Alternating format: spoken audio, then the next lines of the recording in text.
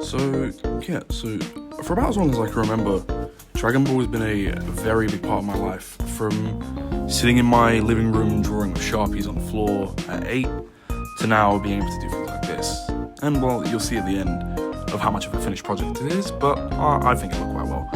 But to talk more about art in my life and stuff, I went through a few routes where there was like loads of different things that I tried to do.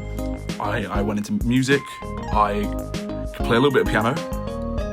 I wouldn't call that a business venture because that is just, it's not really for me. I did acting for a bit. I'm in a really bad movie on Amazon Prime. But I think art was sort of where I wanted to stick with.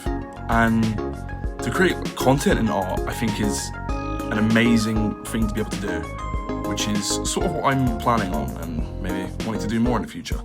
I think for now, just a time lapse of me drawing, showing off my skills in a sense, should be enough to sort of show you that, well, I'm okay at drawing anime.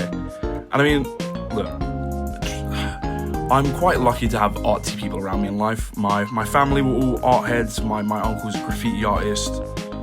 So I was never shy of art in my life. Even my dad was a huge manga and anime fan. Well, Dragon Ball too. So that was one thing we used to bond over. We used to just talk about it all the time. And he eventually showed me what he used to watch, and I introduced him to some things I watched. It was a nice little bonding thing that we did. And, you know, he was always very supportive of my drawings, where it would be like, even when they were quite bad, where it'd be like one really fat head and just a really like tiny body looking like a bobblehead. But now I guess it's gotten decently better. I can definitely say it's an improvement from drawing on the floor with Sharpie. Like, the drawings used to get like lino marks on them, where lino's like the floor of your house, and it'd have like little lines in it, so you couldn't really see the drawing properly.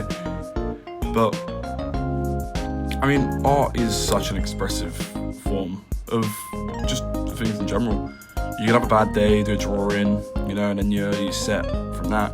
But there was definitely times where I doubted if I wanted to pursue art. I think I took a break for a little bit, just didn't draw for like a month or two.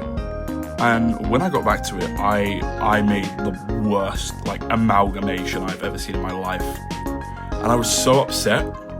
I remember speaking to my mom and saying, hey, so I don't want to do art anymore. And she was so shocked that she was like, no, do another drawing now. So I did another one and it was better than the last, but that's just, I mean, everyone has off days, you know? And I think if you're really like content on doing something like this, I think it's the best thing to do. And I've definitely fallen in love with art and, you know, anime over the years. I've definitely fallen out of love with anime, but I think this one's always close to my heart because I grew up with it. Everyone around me used to buy me clothes with these characters on them, buy me games, just tons of media. And I would consume so much content of Dragon Ball that, I mean, hey, I'm pretty sure I could tell you anything about the show. But I mean, yeah, okay. So that's really my history with Dragon Ball, I guess. Like, I think art for me is definitely a brilliant form of, you know, showcasing your skills. And with this specifically, I can do it anywhere I want because it's such a wide variety of characters, of style, any show. And yeah, I think, you know, having such a supportive family with my art skills was definitely something really helpful growing up. And yeah, that's about it. Thank you.